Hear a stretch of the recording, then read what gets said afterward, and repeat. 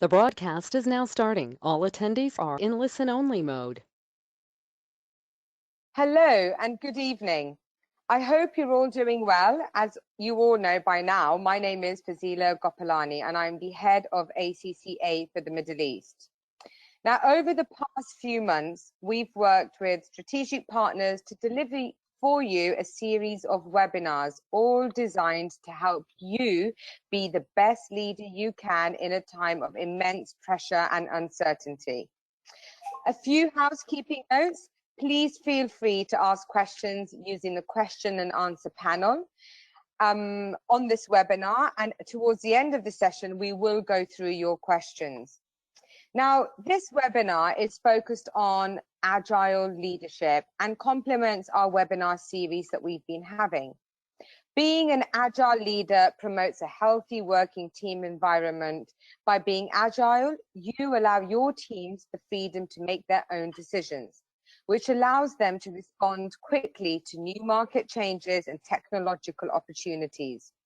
I'm sure you'll all agree that the last few months have indeed needed this mindset. This leads me nicely to introduce you to our subject matter expert, Danny Chaktora. Danny holds a doctorate degree in organizational management and leadership from the University of Phoenix, Arizona, and has over 18 years of experience in the Gulf region, giving him relatable insight into the working environment in our region.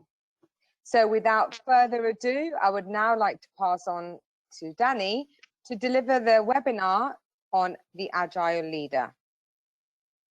Thank you, Danny. Very much. Thank you, Fazila. Thank you very much for the introduction.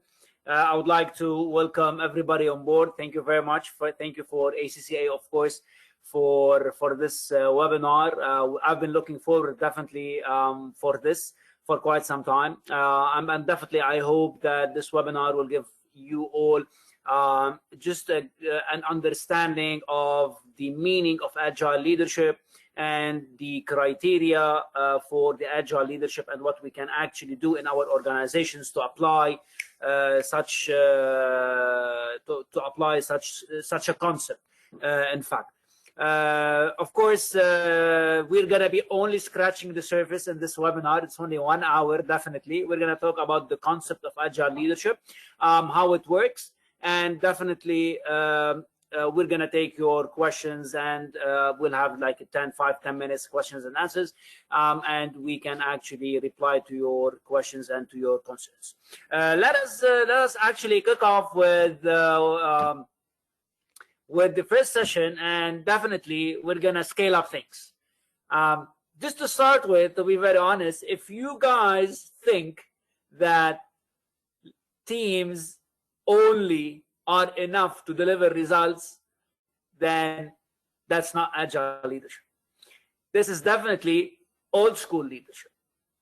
So definitely leadership started a long time ago. I don't want to go through the history of the leadership, the academic type of leadership, which started back in the 1800s. Nevertheless, we really need to focus on the new concept of leadership in the workplace, especially during, I think we're still during the pandemic. Basically, we cannot say we are post-pandemic. We are still struggling in the pandemic altogether. So what we can actually do to get things done within the organization in such a turmoil and leave behind our old habits. That's the most important thing. Nevertheless, we do not want to forget our old concepts, because what Agile leadership is building on old leadership scales. So therefore, what happened, and this is very well known in the corporate culture and the corporate business, as you may know, that change is very hard, especially on people. So how come we're going to implement change within the organization to achieve Agile or agility on the longer scale? So what happened recently, or in the past, before actually during the first few months in the pandemic, there's a new research that they went and they asked people, okay, what do you think about change? What do you think about shifting the concept management and leadership concept of the organization from the old concept to the new agile concept.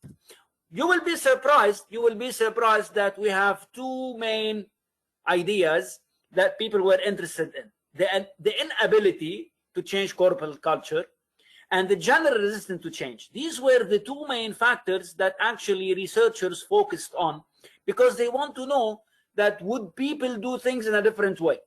You know, maybe, or we know all together, that organizations, they stick to the same strategy unless there's something wrong. And there's a very well-known saying anyways, never change a winning strategy.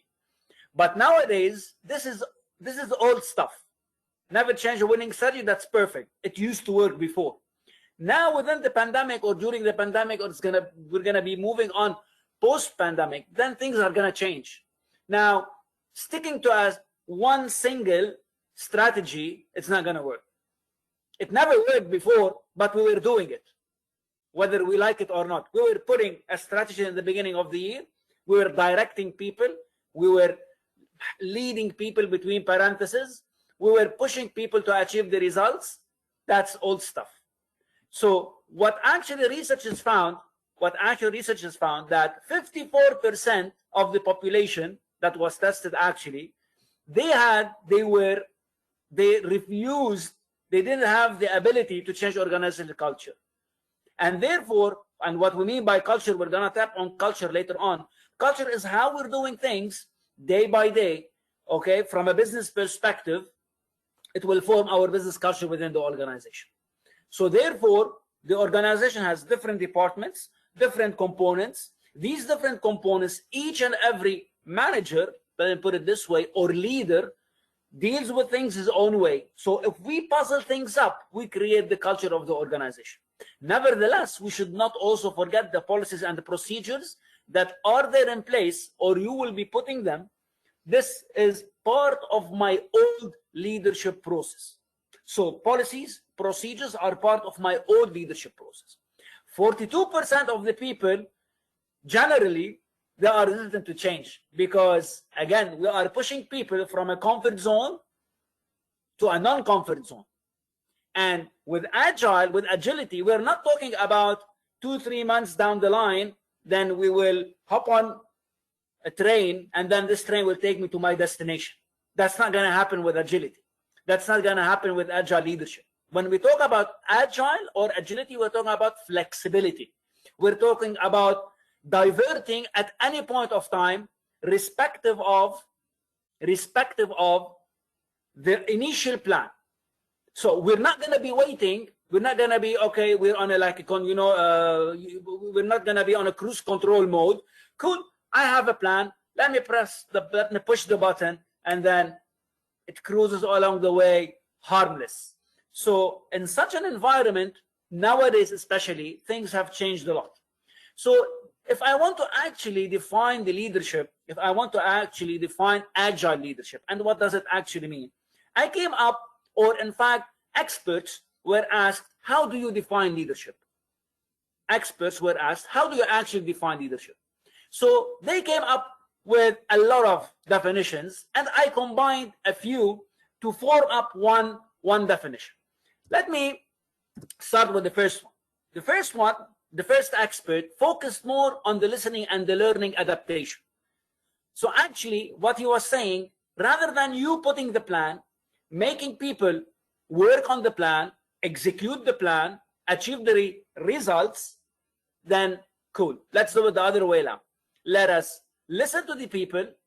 Let us learn from my experience, and let me adapt to my new situation.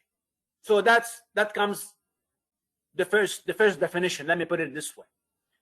A second definition, let me connect the dots. What do I mean by connecting the dots?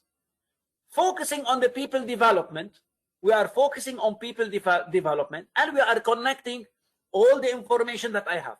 Because later on, we're going to see that the agile leadership, in fact, is something, it is very viable. It's a very viable concept that it's very difficult to say, okay, I'm going to hop there. I'm going to do this now, but So when you reach the but thingy, and then you have to ask yourselves, am I doing the right thing?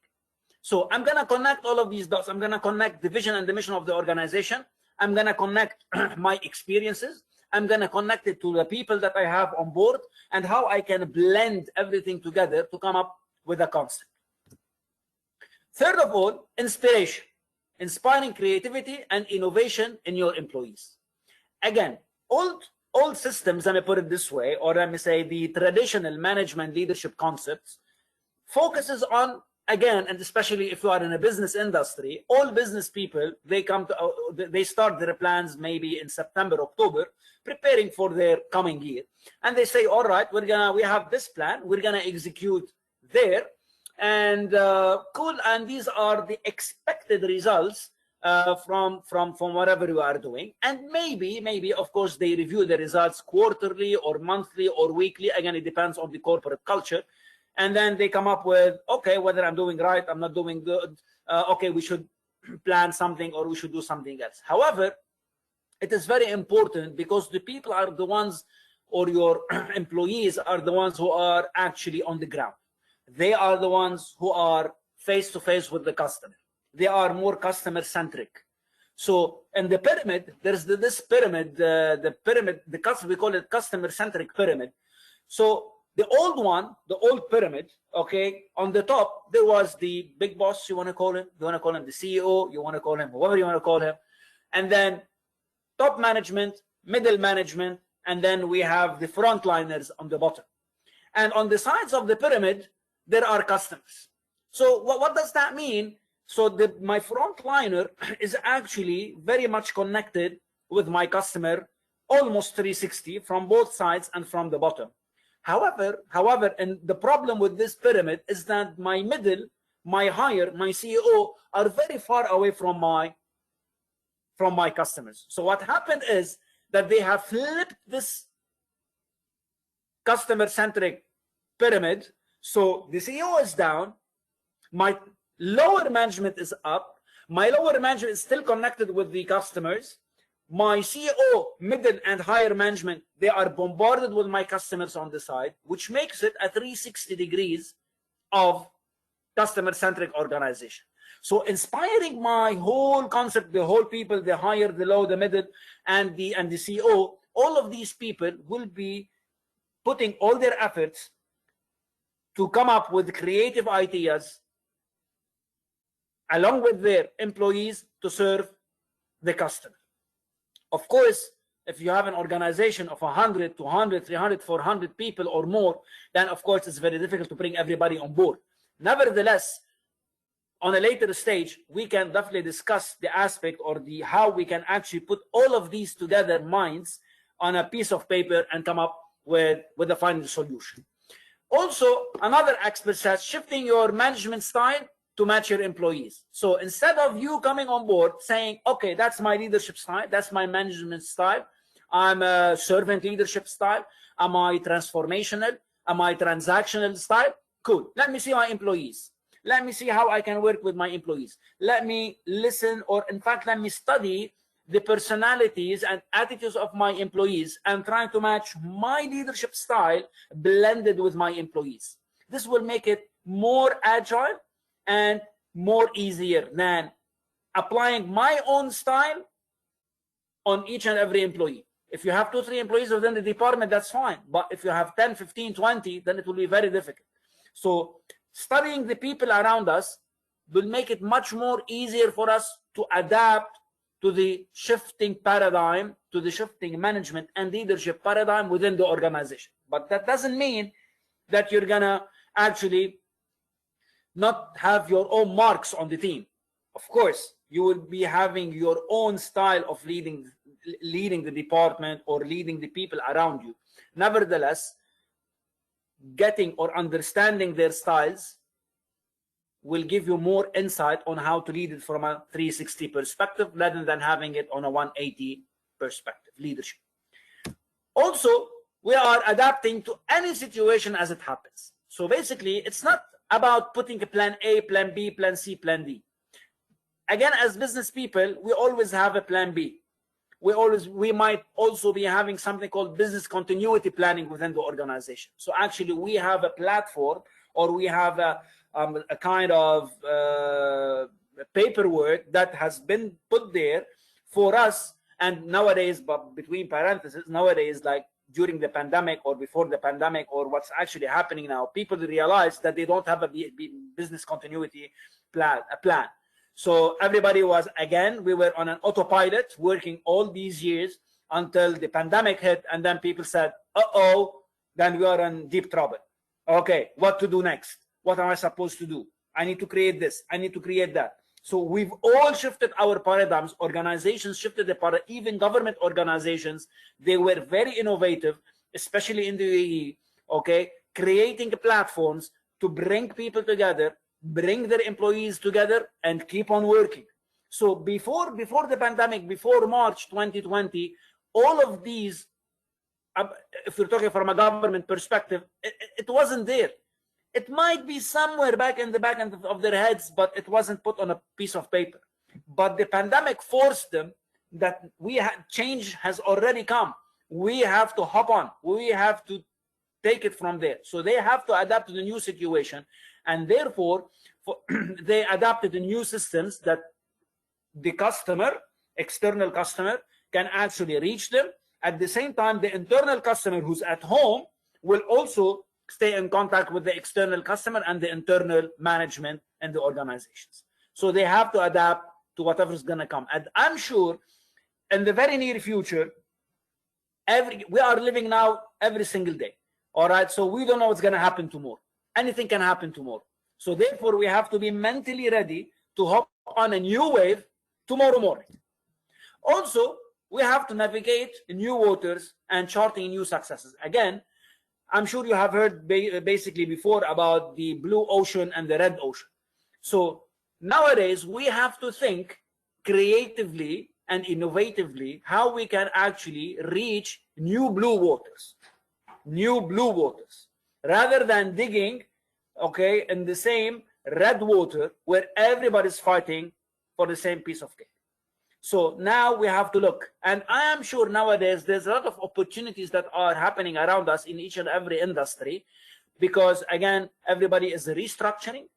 Unfortunately, a lot of people lost their jobs, and now organizations are trying to think outside the box to bring in artificial intelligence to the organization due to the pandemic and due to the situation. So therefore, now it's very important for us to actually navigate the new blue waters to create new markets for our organizations.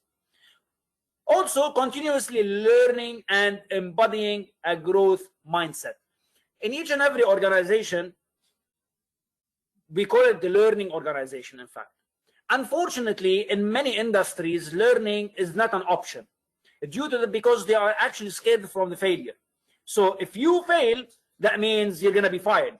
If you fail, that means you're not going to achieve your target. If you fail, then you're not gonna. So that's why you focus on getting things done from the first time. So you have only like one attempt. If you fail this one attempt, you're out of the business. And unfortunately, this is unfortunate, again, I say, because this will not allow me to learn from my mistakes. So it will not allow me the trial and error. It will not allow me to put a prototype and work on a prototype across the board. So what they are actually telling me in the organization, you have one plan, you have one business plan, execute that plan, and you'll be okay.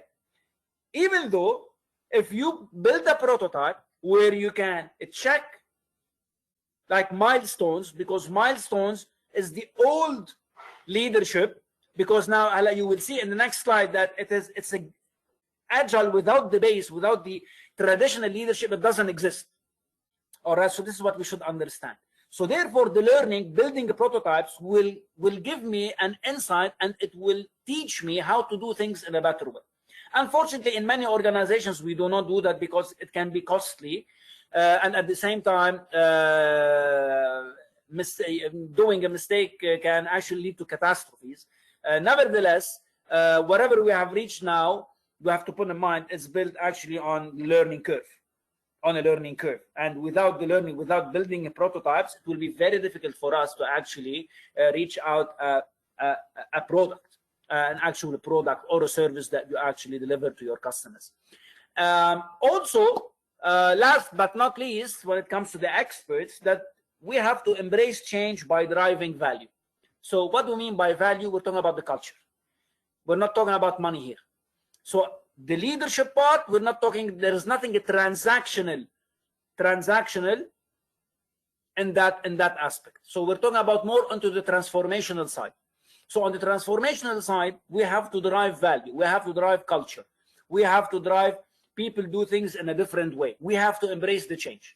Because if we don't do that and we get stuck in our old habits, then it's not going to fit the new post or during or post-pandemic era. I doubt that the organizations will actually, they will be rigid. You know, we always call them like hippopotamus organizations. It is very difficult for them to actually move.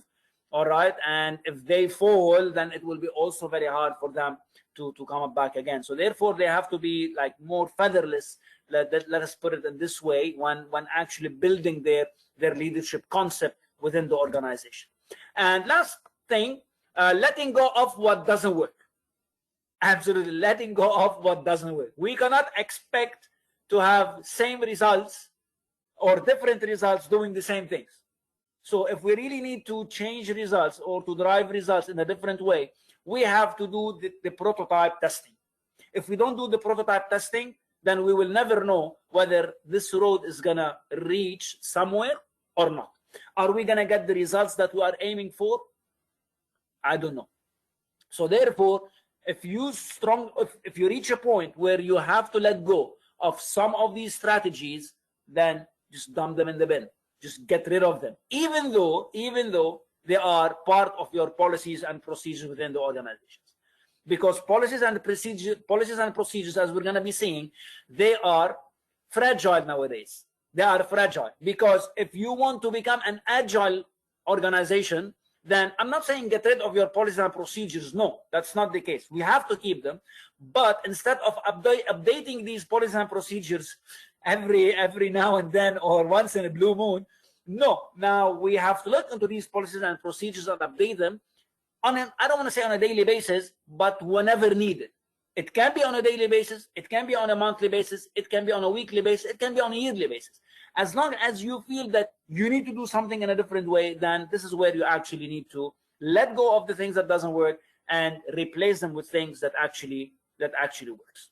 This is these are some of the ideas that actually experts put, all right, puzzled to actually create what is agile leadership, and how we can actually put all of these, all right, in a way where we can blend it with our existing leadership, or let me say the traditional leadership styles that started 100 or more 150 years ago. So passion for learning, that's one. We have to focus on the people development. We have to develop our people continuously. We have to determine and actually push people to achieve their personal visions and goals within the organization. Inspiration, motivation, and innovation.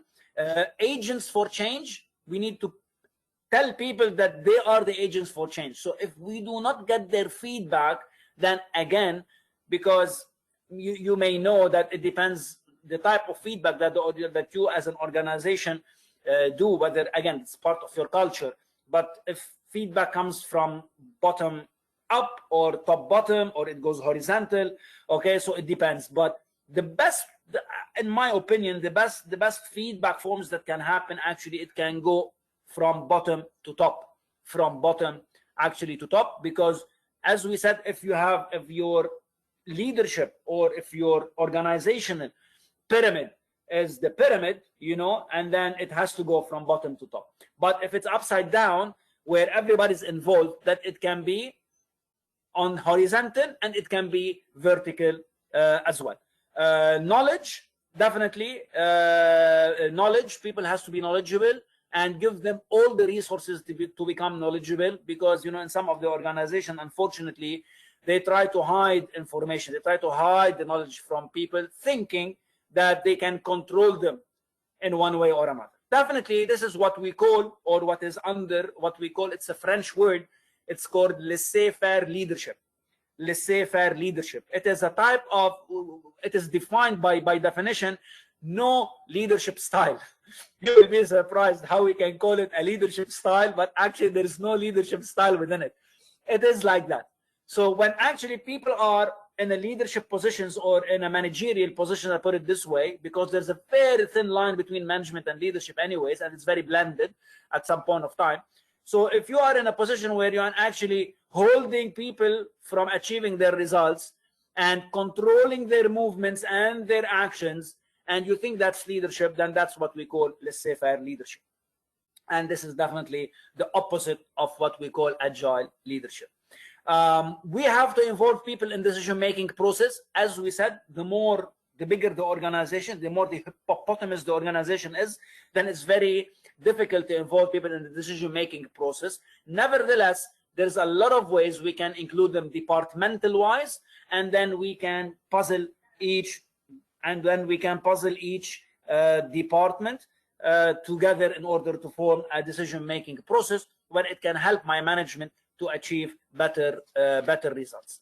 So this is just to summarize it in general, just to summarize the definition of leadership and what are in fact the components of these in fact leadership. So now we're gonna shift. We're gonna see the old to the new. How we're gonna be shifting from an old leadership concept to a new leadership concept. Let me put it this way: from a business perspective, we used to do predict and plan. And now agile will move from the predict and plan to sense and respond. So let me divide it into two. So basically, the predict and plan is what we used to do before. Pre-pandemic. Let me put it this way: on an autopilot mode, we are autopiloting. We have one plan to execute, and if there is any changes, we can do that on the later stage. While sense and response or being responsive, all right, then that's the new concept of agility. Let me start with the predict and plan. So basically, what we are talking here with the predict and plan, we strongly believe in this concept that the future is surely predictable. We know what's going to happen in 3 months' time. Yeah, well, we already know, for example, that in the Middle East, for example, that not in the Middle East, in the GCC or in the Dubai, in the UAE or in this region, basically, that, okay, July and August is a low season. So basically, I'm predicting that July and August is a low season, and there's no need for me to do anything. Okay, let me wait and see what's going to happen in July and August, and then, okay, September onwards, school comes back. People start to move, and then, okay, let's do something.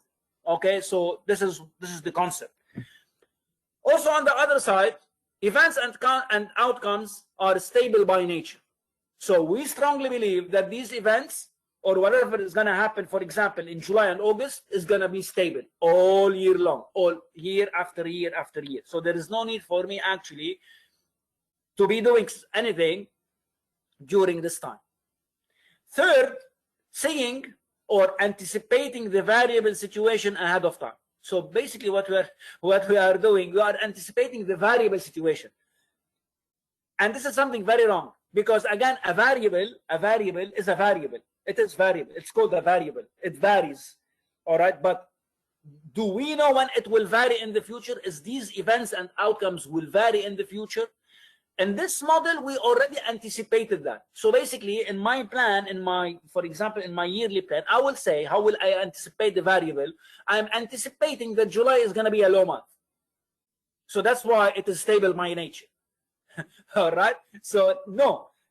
And the cause and effect, and the fourth thing, that the cause and effect are stable and linear. And this is the worst part. So what we mean, whatever the cause and effect, if there's any failure, okay, wallah, in September, or for example in June and July, okay, whatever is going to happen there is the cause and the effect of these 2 months, they are stable. Okay, we're going to pick up things hopefully by September, the second week. So we are anticipating things, we are predicting, okay, as the one single plan that we've already put. So in this part, what we are actually doing, we are planning ahead of time. I'm not saying that's bad, but again, if it is not variable, okay, here we are anticipating the variable, or it is we are saying events and outcomes, cause and effects are stable. All right, so that's why the plan is stable. So the plan ahead of time, the decision making process, the decisions that will be taken, also they are taken ahead of time. That's 2. And 3, what we're actually doing, we are breaking down the initiatives to smaller ones. For example, creating like policies, procedures, whatever. So we are doing these 3 things. We are planning ahead of time, which is not bad. Definitely we need to do so, but anticipating that it's going to be stable. We are deciding ahead of time. That's 2. And 3, we are actually dividing or breaking down the initiatives and putting together to smaller ones and putting together policies and procedures to protect ourselves, to actually protect ourselves. So if anything changes there, okay, I have nothing to do with that. I have a policy, I have a procedure, okay, I work accordingly. So, however, the concept of sense and respond and to be responsive, it changes the whole concept. It doesn't, again, it doesn't delete it. It doesn't actually cancel it. Nevertheless, it builds on top of it. Again, as I said, planning is part of the agility, okay? But not planning is bad. Okay, so if you say, okay, planning versus non-planning, no, I will plan. But the difference between planning and non-planning is that I need to take decisions in a split of a second. So as we said, with this concept, that decision making ahead of time, with agility, decision making a process on the spot. So the decisions are not taken before. Are not taken before. So what we are actually doing in the sense and respond, we cannot predict the future. Definitely we cannot predict the future. Until February 2020, everything was working perfectly, at least in this part of the world. We are going to our offices. We are implementing our plans. We were on plan. All right. We were traveling. We were doing 1, 2, 3, 4, whatever. Okay. But March onwards, things went ballistic. So nowadays we have realized that we need to do things in a different way. So nowadays, predicting the future now is not or should not be part of my business plan. Should not be business plan. So now if you tell me, what do you expect, okay, in the 4th quarter of 2020? I don't know. What I know for sure, that I need to work hard now, today, this minute, to achieve something tomorrow. And then we will take it day by day. Things will change unexpectedly. So I need to be prepared. With agility, I have to have the mindset. That's it. I have to have the mindset that anything can happen tomorrow. Anything can change tomorrow. It might be to the best or the worst. I don't know. But things can change tomorrow. And I need to react. I cannot be proactive. I need to react in such a situation. Because again, we will see with the wheel that reaction is part, of course, it's one of the main pillars of the agility circle. Third, we cannot see or anticipate the variable situation ahead of time. So we should not, as I said in the previous one, as you can see here, seeing or anticipating the variable situation ahead. Yes, we can do that. This is in the previous one. But in the new sense and respond, then we cannot anticipate. Do not anticipate the variables ahead of time. Let me work on a prototype. You know, it reminds me, working on prototypes also, there's a research that was done about prototypes, what is the difference between adults, and you will be surprised, kindergarten children. What is the difference between adults putting a plan, working on a project, and how can actually the same people, which are kindergartens, how they work on the same project, how they think about it. You will be surprised that the adults, they have executed one single plan. They came up with one single plan and they executed that plan. And only 10% of these people actually, only 10% of these adults managed in the first attempt, zero managed to complete the project in the first attempt. In the second attempt, actually 60% of the adults achieved the results from this project.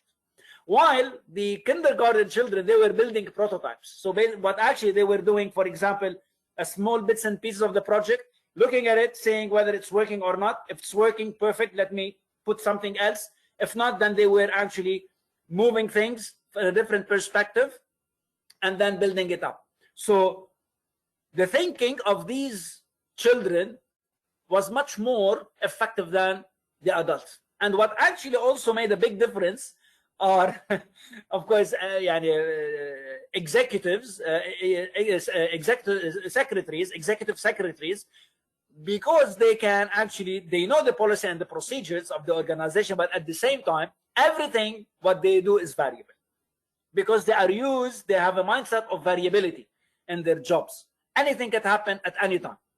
And last but not least, cause and effect may not be clearly observable. So you cannot actually observe the cause and effect of a certain problem, why this happened. So, of course, maintenance is very essential in your jobs, in building the leadership. All right, so you have to maintain. It's as if you are maintaining an elevator. You don't wait for the elevator to fail, rather than you actually you maintain the elevator on a regular basis before the catastrophe hits. And this is what usually happens with the test and response. So basically, I will do the maintenance part, but at the same time, if something fails, then I have to actually respond on the spot. Is this plan B or C or D written somewhere? No, it is not.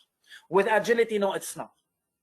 It is not. You cannot predict it. You cannot actually write it on a piece of paper saying, okay, if this happens, that's what I'm going to be doing. And that's what actually happened with the pandemic. Nobody thought about such a catastrophe, and nobody had any sense and no response, no plan in place to respond to whatever was happening. So everything was on the spot. Okay, let me do this. Let me create that. Let me put a platform. Everybody's going online. Okay, let me create something online. Let me, so everybody was coming together, okay, responding to the situation. So in this one, if I want to summarize it actually, so plan and strategize as you go. A plan and strategize along the way. Don't put your plan and strategy way back and then execute this plan. So try to plan, execute, strategize, plan, execute, plan, strategize, execute, plan, strategize, execute. Instead of having one single plan and then you execute, it fails, then you change. Then, okay, then I execute, and then it fails, and then I change. So that's the difference between the old concept and the new concept. Also, make sure set to increase your increase your way, or the people who are around you, in fact, the learning process. Set to increase the learning process. Try to learn from each and every situation.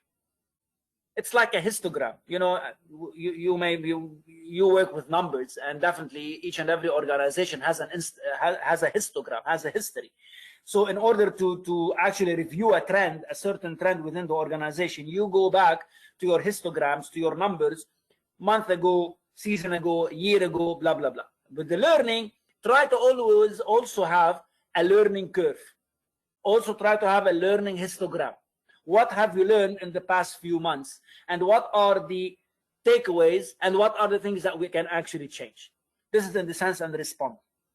And 3, make a decision based on an immediate situation. So the decision-making process in the previous one was actually ahead of time. ahead of time. I have already decided what I'm going to be doing in March or in September or in December. Okay, nowadays, in the sense and respond, no, I have to make a decision with very little information. I have to make a decision with very little information. I don't have to wait a lot of time to make a decision. 4, make things visible and transparent. That's very important. That's very important. If you want to build a learning environment and a learning organization, I'm not saying put everything on the website. I'm not saying that all the company secrets to be revealed. No, of course not. But try to be transparent with the customer. Try to be transparent with your internal customer. Try to be transparent with the people around you. Try to be visible all the time. Even if there is a problem, try to say, yes, there's a problem. We have done a mistake.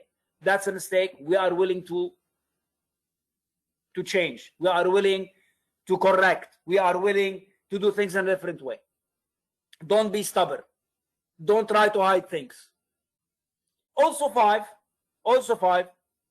feedback, and feedback. This is very important. Try to understand the feedback process within the organization, whether it's formal or informal, whether it's horizontal or vertical. Again, we have all of these papers, you know, the happy papers or the sad papers, whatever you want to call them, performance reviews, and you meet your employees or the team every 6 months, every 1 year. Yeah, you have done this, you have done that. That's formal. However, 99% of the time you're in the office, more than 220 days in your office, you are always giving informal feedback. But always we focus on the formal feedback, which is less than 1%. Why? Why? You see your people on a daily basis. You work with your teams on a daily basis. Try to benefit from the informal feedback and try to transform the formal one into the informal. So basically, rate your people as per the informal. Try to create a way, all right, where you actually blend it out. You will not reach a point where you have to fire people after 6 or 1 year. So you will retain your people within the organization. Because you may know, the more people are leaving the organization, I'm not talking from a pandemic perspective, but from a like normal situations, the more people are leaving the organization, then the organization is actually bleeding. Then there is something wrong somewhere. Again, people leave for different reasons, but you as an organization, you should know from the exit interviews why actually these people are leaving. And last but not least, flexibility in the working organization. That's what is agility anyways. You have to be flexible within your organization and try to maneuver whenever you should. You don't have to be stuck in one place or another. Again, we are talking about a mindset. Maybe talking and speaking is very easy. Maybe implementation is very hard. Yes. And as we have seen in the beginning, more than 50% they don't want to change. 42% they refuse to change, whether employees or whether management. And again, implementing change within organizations that are huge and big, it's also very challenging. Nevertheless, everybody has to come together. That's why we said decision-making process, bring people together and try to connect and create this mentality where everybody means a lot to the organization. Moving forward, so as I said before, that the agility leadership concept is built on the predecessor of the traditional leadership concept. So it doesn't float on its own. Okay, it's not like a brand new concept that we haven't seen in our whole lives. No. All right, they just added the agility word. You can find it in a dictionary. Okay, but as you can see here, we have to start managing for results. Yani, this is the base. Management is the base of a leadership. Management is based on leadership. But what we've done here actually is that we have started with the base, with the managing for results. Agility is designing environment that create the results. So the traditional leadership is there on the bottom. Designing environment that create results is on the top. As you can see here, he's going up the ladder. He's going up the ladder. We did not start with agility from the bottom. because it is required, it's very much required that managing the results, we are talking about plans that are put and you execute, as we said before, and you divide it. So basically, the managing for results, that's the old concept. So we have a plan, we execute the plan, we divide it into milestones, we divide them into small deliverable time frames, all right, until actually you hit the date. This is managing for results.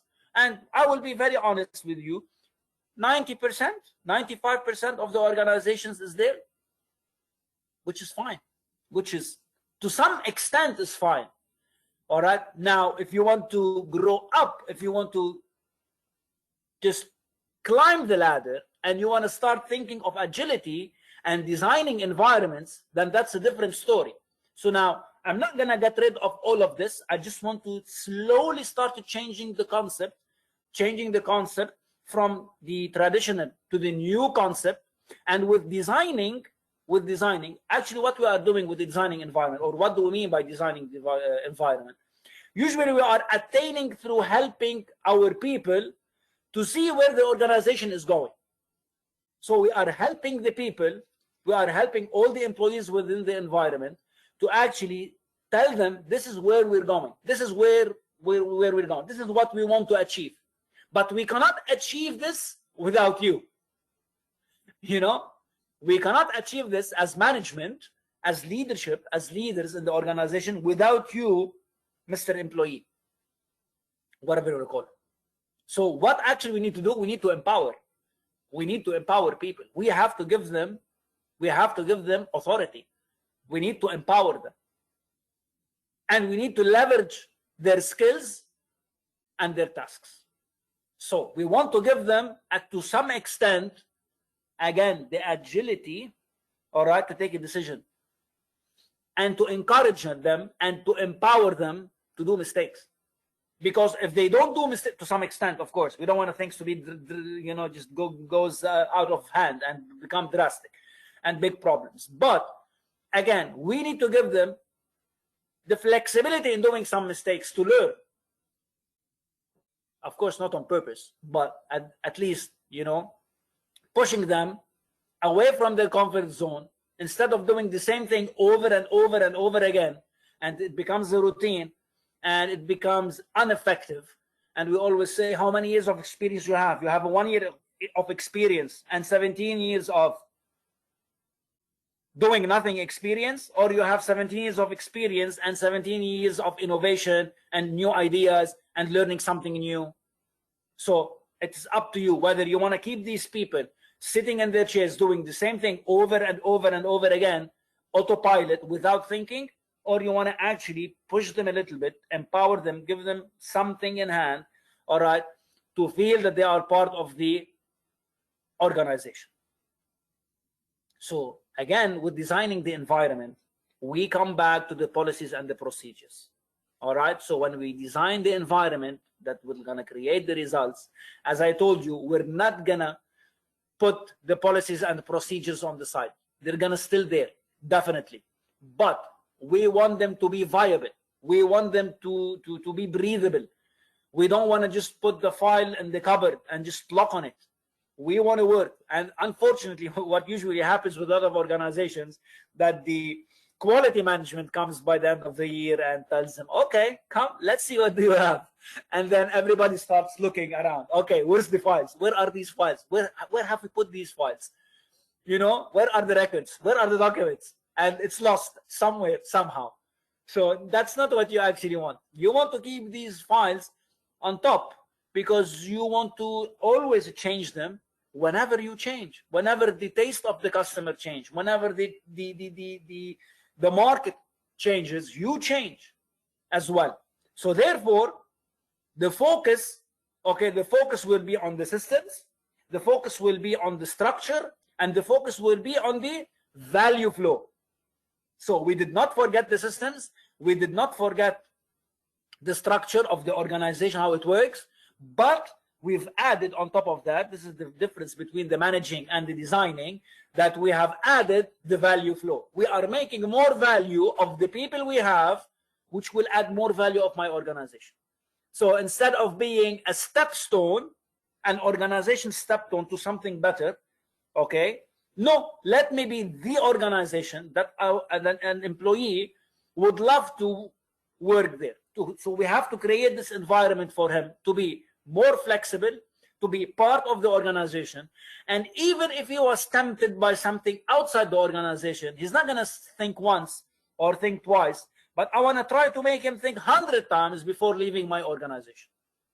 So this is what it is meant by the making the leadership and management upgrade. So basically we are upgrading the scale, upgrading the scale.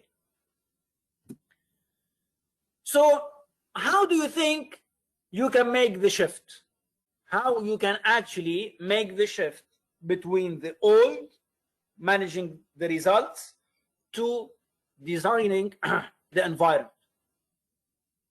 As you can see on your left hand side, we're talking about directiveness. So managing the results is directive. So we are telling people to do something, we are directing them, this is the way, go that way, go left, go right. We are controlling them, and by the end of the day, if they achieve the results, we are incentivize them for their hard work. That's what we're actually doing. Because why? Because as we said with managing for results, that the plan that's already been put, so he has nothing to do with the plan as an employee. The decision-making process has been already taken. He's not part of it. He only implements. That's what we want. That's what you do. We are controlling him. We control them.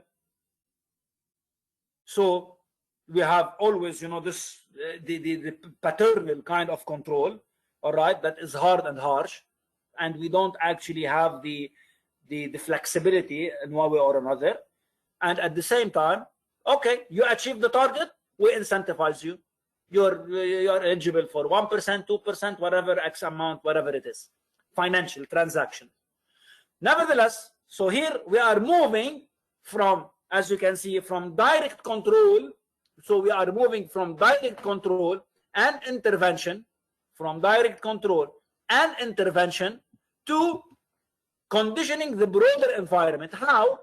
So we are seeing the conditions. We are a catalyst in designing the environment. So we are catalysts in designing the environment. So we have the conditions. We look at the conditions. As we said, the structure, we did not leave the structure. The structure is there. The structure is there. We just need to make it more viable. We need to learn from the practices that we are doing, previous ones, existing ones, so we blend them together. What is the role that I'm playing within the organization? Is it a very tiny, itsy-bitsy specific role? Yes or no? Again, I have to think about it. I'm an accountant, all right, for example. Cool, I go there in the morning, I sit on my laptop, on my computer, I work from 8 to 5, I leave. That's it? Is that's it? That's it that I have to give the environment? My organization? Is that's it? So this is what you have to think of. The environment, again, as we said, we are building a very healthy environment where everybody participates, where everybody is a participant, where we, as we said, it's the value flow, where we can actually value this employee, and this employee will value me also as a live entity, as an organization. Here we say vocabulary is how we actually say things within the organization, how we actually talk to our people within the organization. Is it from a control perspective? Is it from a directive perspective? Are we telling them what to do, or we are asking them what to do? So there's a big difference. And as we see here, again, this is a way of life. It's a culture. Agility is a way of, again, the same way we were on the traditional leadership part. Now it's time to change, to move to the agility part. And this agility part, actually, okay, how we do it, how we want to implement it. Of course, our time does not allow us to see how we're going to be implementing it on the long run, because again, that's a long-term strategy. But nevertheless, I have to think about conditioning, structures, practices, roles of the people, environment, and last but not least, the vocab or how we talk to our people in order to achieve actually agility. And this is the integral agile operation system. Definitely, this is if later on in your organizations, if I want to be there and to try to implement an agile system, that's the system. This is that's what we will be working on. Of course, this is, again, we are only scratching the surface. We are only scratching the surface. We are only identifying or highlighting what can be done. What are the things that you need to change from a mindset perspective? From a mindset perspective. So this agile operating system is divided into four parts, starting with the practices and behavior. Or let me go from the leadership side, from the leadership and mindset. That's the first part. The leadership and mindset have to change. Our mindset have to change. Again, do I need to tell, direct, control, or I want to be more integral, I want to be more creative, and I want to be more reactive? You will tell me, Wallah, no, reactive, how come? We have to be proactive. Yeah, okay, we have to be proactive. But with agility, remember that you are dealing with the current situation at this, in a live setting. You are not in a preset mode. That's why you have to be reactive. While the preset mode is always proactive. You know that there is a plan. You know that you're on plan, let me say. And then, okay, proactive, let me do things in a different way to attract more customers. Let me be ahead of the customer in one way or another. But with agility, you don't have this luxury of time. As we said, you have to take the decision and with minimum information on the spot. Second, we are talking about culture, practices, and behavior. We're talking about values. We are talking about culture, internal culture, how we deal with each other, how as you can see, customer-centric, goal-centric, process-centric, organizational-centric. So we have to think about the society, the community. We have to talk about our organization, what culture of organization, to identify it and see where are the things that we want to change. Customer perspective, are we customer-centric? Have we just shifted the pyramid upside down to create something new? Are we goal-oriented? Again, we have to be careful. Is it a preset or it's a viable goal-centric? Are we following the processes, as we said, because the structure is the policies and procedures that they are there, but again, they have to be viable. On the third part, organizational architecture. So here we are actually, as you can see, pre-modern, modern, post-modern, meta-modern. Whatever these words mean, what we're trying to say, we are trying to say here, we have to shift from the old school to a new school. We have to shift again, because see, modernism and postmodernism, there's a yeah, you know, it's not something that everybody and all scholars actually agree what is called postmodernism. So actually, postmodernism came from the concept of buildings. All right, it goes back to architecture. So, for example, if you are building, what happens actually, the first concept that came, building towers. So you have 40, 50, 60-story building, and then you can put in this building 3, 4, 5,000 people. All right, if you go back to my village, we are only 200. So you're actually putting 5, 6 villages in one building. All right.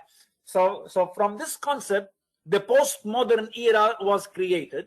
A lot of people might agree and might disagree. And then from postmodernism, it went across all across all board of the business. For example, nanotechnology,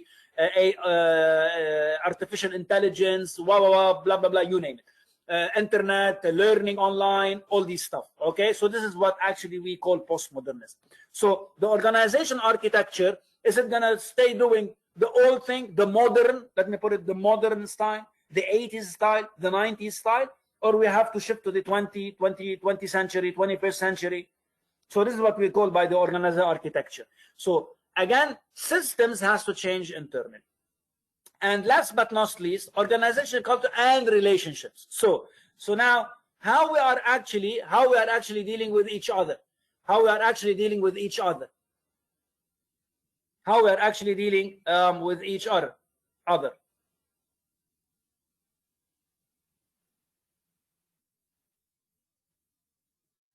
how we are actually dealing with each other. So these are the four.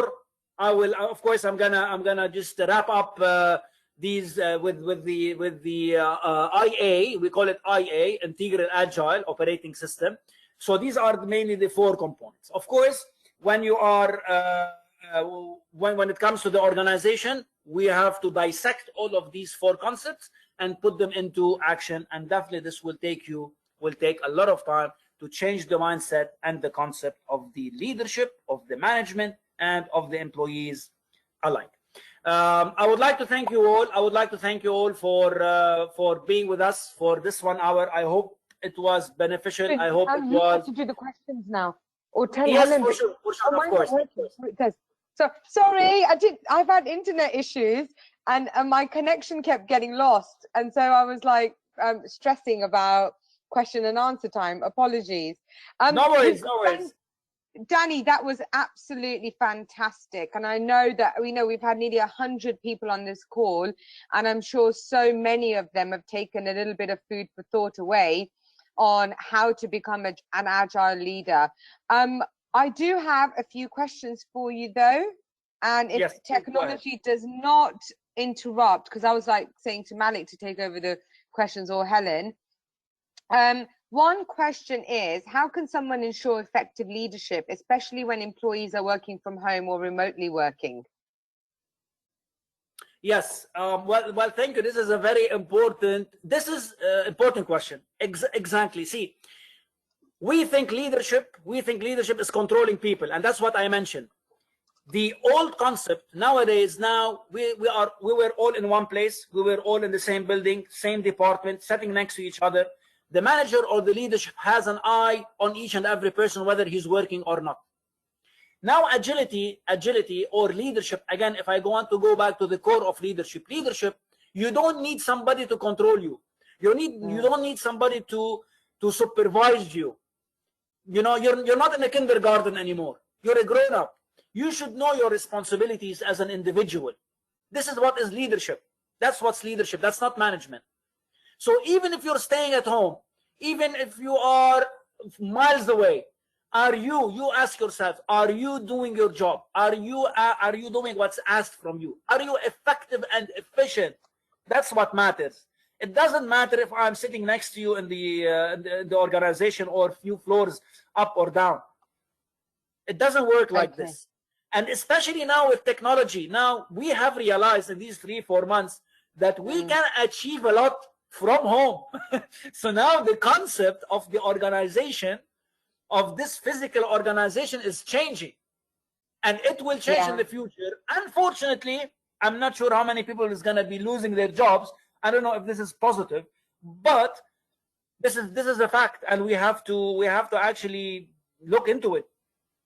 Yeah, 100%. Thank you for answering that. I've got one more question. With the current job situation, how do I convince my team and upward managers that mistakes are okay?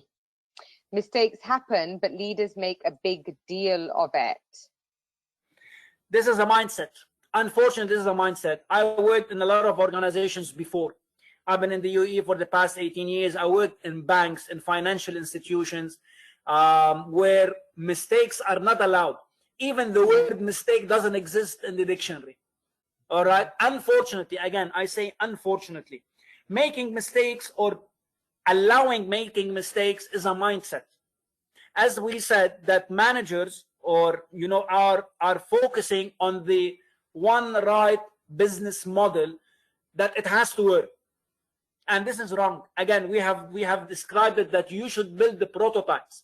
When you build the prototype, yes, you are doing mistakes, but you're learning from the mistakes. That's why you call it a learning organization. And then the end result will be much more better than having a one single plan and you're executing on it. So again, how to convince the people? I guess it is very hard.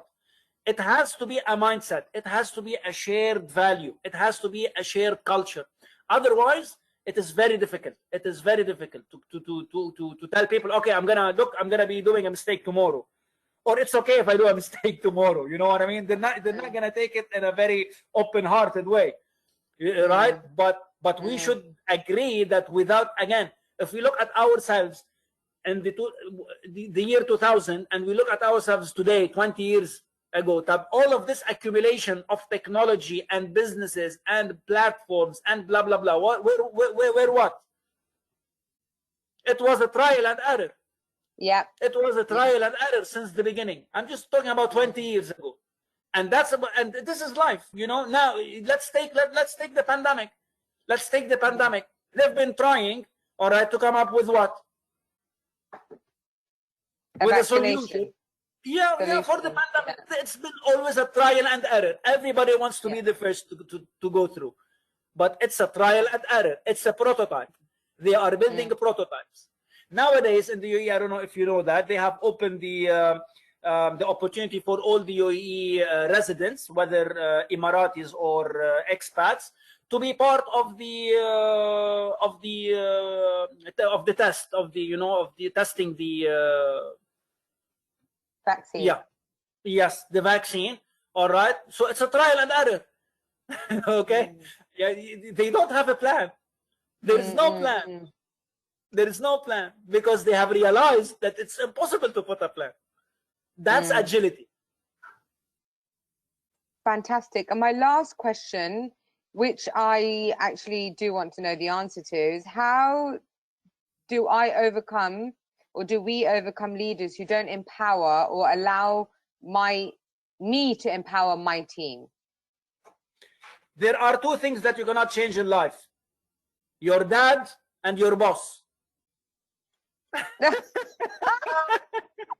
My God. Yep.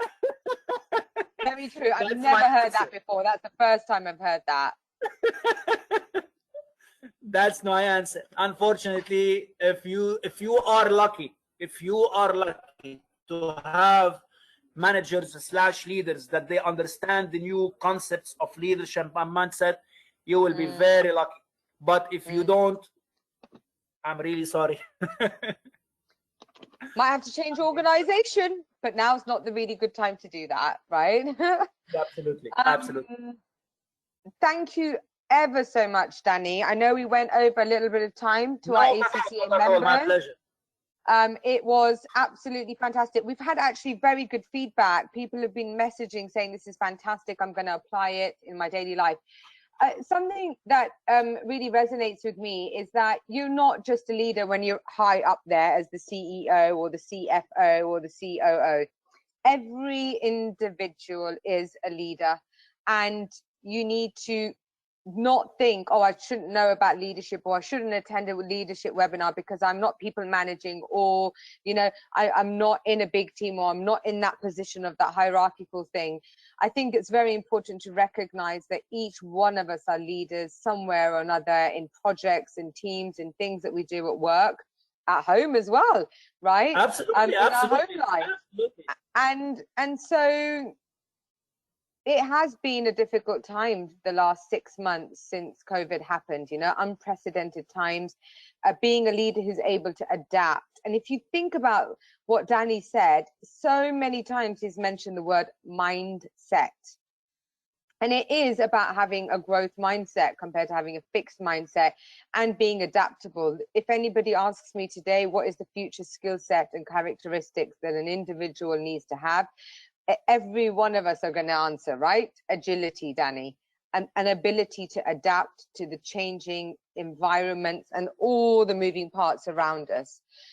So with that note, and as those final words, I hope you've all gone away and made some notes for yourself, and that you will start implementing it. Because what is important is not just attending a webinar and forgetting what has been said. It's about now consciously paying attention and implementing it in your daily life.